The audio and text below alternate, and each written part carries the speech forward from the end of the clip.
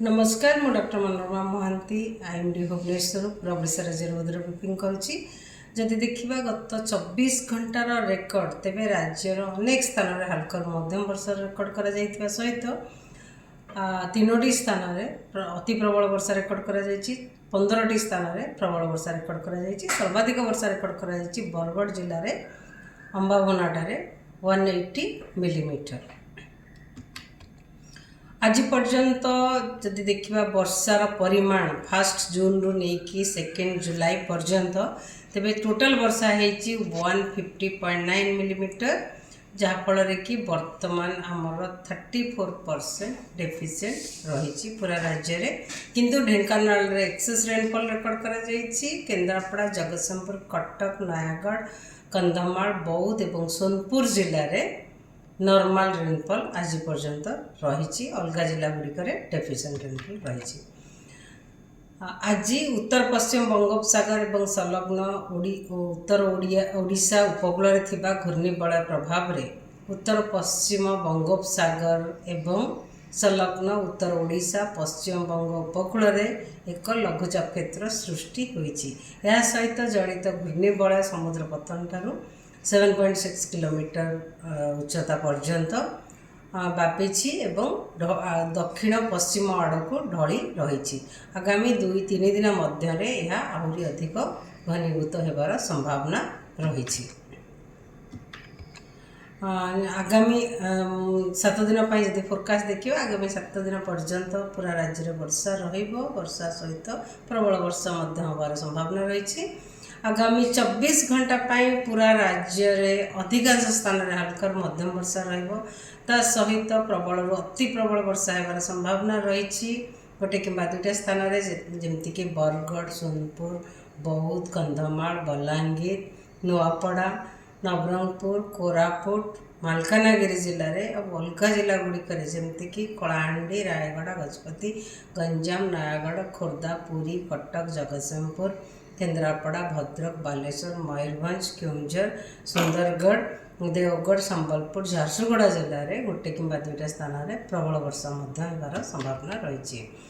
काली कि 3 तारीख कि राज्य में अधिकांश स्थान में हल्का मध्यम वर्षा रहा सहित प्रबल अति प्रबल एवं अत्यंत प्रबल 1-2टा स्थान में रही संभावना रही जमीक कोरापुट एवं मालकानगिरी जोटारे कि रेड कलर अलर्ट जारी करा जायछि। ता सहित नवरंगपुर कलाहांडी रायगढ़ गजपति जिले में प्रबल अति प्रबल वर्षा होबार संभावना रही। नुआपड़ा बलांगीर सोनपुर बौद्ध कंधमाल गंजाम गजपति गंजाम नयागढ़ कटक खोर्धा पुरी जिला ता सहित बालेश्वर और मयूरभंज जिले में गोटे कि 2टा स्थान में प्रबल वर्षा होबार संभावना रही। 4 तारीख रे राज्य में अधिकांश स्थान में हल्का मध्यम वर्षा रहा सहित प्रबल अति प्रबल विभिन्न अत्यंत प्रबल वर्षा होबार संभावना रही। कोरापुट और मालकानगिरी जिले में ता सहित प्रबल अति प्रबल वर्षा होबार संभावना रही। केन्द्रापड़ा जगतसिंहपुर पुरी खोर्धा कटक नयागढ़ गंजाम गजपति जिले में जोटा कि ऑरेंज अलर्ट जारी करा जायछि। ता पाखापाखि जिला गुड़िक जमीक बालेश्वर भद्रक जाजपुर ढेंकानाल अनुगुल बौद्ध कंधमाल रायगढ़ कलाहांडी नवरंगपुर जिले में गोटे कि 2टा स्थान में प्रबल वर्षा होबार संभावना रही। 5 तारीख में राज्य में अधिकांश स्थान में हल्का मध्यम वर्षा रहा सहित प्रबल अति प्रबल वर्षा रही संभावना रही। केउंझर और अनुगुल जिले में ता सहित प्रबल वर्षा मयूरभंज बालेश्वर भद्रक केन्द्रापड़ा जगतसिंहपुर जाजपुर कटक ढेंकानाल कंधमाल कलाहांडी रायगढ़ कोरापुट मालकानगिरी नवरंगपुर नुआपड़ा बरगढ़ संबलपुर देवगढ़ सुंदरगढ़ झारसुगुड़ा आदि जिला गुड़िक गोटे कि 2टा स्थान में प्रबल वर्षा होबार संभावना रही। 6 तारीख में राज्य में अधिकांश स्थान में हल्का मध्यम वर्षा रही संभावना रही सहित केउंझर और अनुगुल जिले में प्रबल अति प्रबल वर्षा होबार संभावना रही।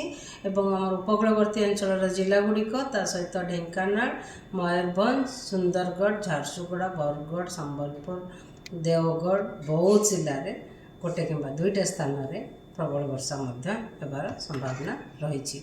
7 तारीख रे 8 तारीख रे राज्यर ଅନେକ ସ୍ଥାନରେ ହାଲକାରୁ ମଧ୍ୟମ ବର୍ଷା ହେବାର ସମ୍ଭାବନା ରହିଛି। ତା ସହିତ ମୟୂରଭଞ୍ଜ, କେଉଁଝର, ସୁନ୍ଦରଗଡ଼, ଝାରସୁଗୁଡ଼ା, ଦେଓଗଡ଼, ସମ୍ବଲପୁର, ଅନୁଗୁଳ ଜିଲ୍ଲାରେ ଗୋଟେ କିମ୍ବା ଦୁଇଟା ସ୍ଥାନରେ ପ୍ରବଳ ବର୍ଷା ହେବାର ସମ୍ଭାବନା ରହିଛି। ଆଗାମୀ 5 ଦିନ ପାଇଁ ମାନେ 2 ତାରିଖ ଠାରୁ 6 ତାରିଖ ପର୍ଯ୍ୟନ୍ତ ଫିସରମ୍ୟାନ୍ ମତ୍ସ୍ୟଜୀବୀମାନଙ୍କ ପାଇଁ ୱାର୍ଣ୍ଣିଂ ଜାରି କରାଯାଇଛି। ମତ୍ସ୍ୟଜୀବୀମାନଙ୍କୁ ସମୁଦ୍ର ଭିତରକୁ ଯିବାକୁ ବାରଣ କରାଯାଇଛି କିମ୍ବା ମନା କରାଯାଇଛି 2 ତାରିଖରୁ 6 ତାରିଖ ପର୍ଯ୍ୟନ୍ତ। କାରଣ ସମୁଦ୍ର ଅଶାନ୍ତ ରହିବ, ସ୍କଲି ୱେଦର ମାନେ ବର୍ଷା ସହିତ ପବନ ରହିବ। ପବନର ବେଗ ରହିବ 40ରୁ 50 କିଲୋମିଟର ପର ଆୱାର, ଆଉ ଝଟକା ପବନର ବେଗ ରହିବ 60 କିଲୋମିଟର ପର ଆୱାର ପୁରା ଆମର ଓଡ଼ିଶା କୋଷ୍ଟରେ। ସେଥିପାଇଁ ମତ୍ସ୍ୟଜୀବୀମାନଙ୍କୁ ଯିବାକୁ ମନା କରାଯାଇଛି। ଧନ୍ୟବାଦ।